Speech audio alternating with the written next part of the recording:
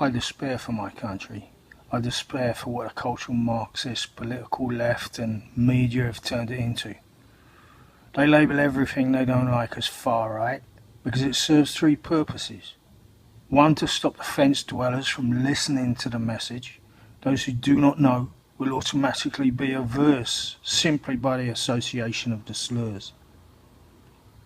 Two, it affords them, the politically left, the ability to fall back on their cognitive bias and not listen, justifying their echo chamber existence because everything else is far right.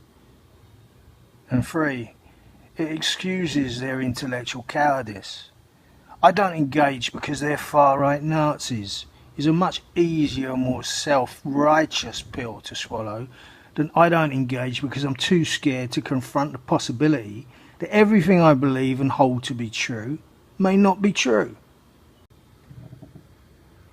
The communists have been employing the tactic of smearing everyone as far right and Nazi since the 1940s, done deliberately, because they know if you say it enough times the label will stick. Given the education system, gatekeeper media, entertainment industry and the EU is all run by cultural Marxists and communists, it's hardly surprising they employ the same tactic. Well, here's some truth. UKIP is not far right. They're liberal, bordering on libertarian. Carl Benjamin, Sargon of Akkad, is not far right. He's a liberal. And Tommy Robinson is not far right. He's moderate, conservative, bordering on classic liberal.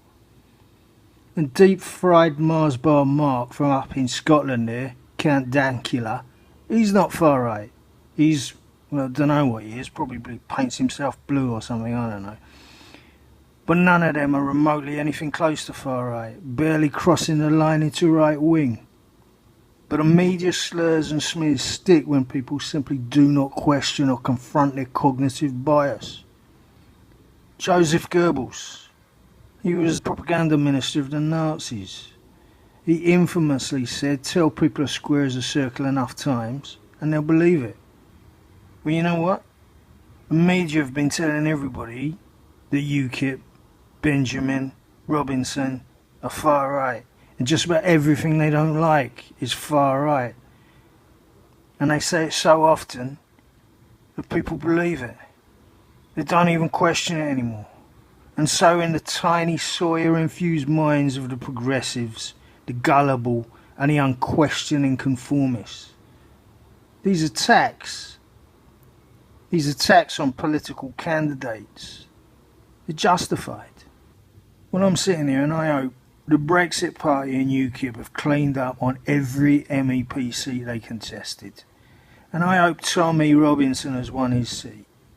We cannot allow this minority, and yes they are a minority, of champagne socialists, pink-haired soya latte drinkers and cultural Marxist Twitter-protected evangelists to dictate to society through their petulant tantrums. No platforming geezers who just want to speak and screaming at the sky like bloody children and throwing milkshakes, because today it's milkshakes, tomorrow it's something else, it's Molotov cocktails.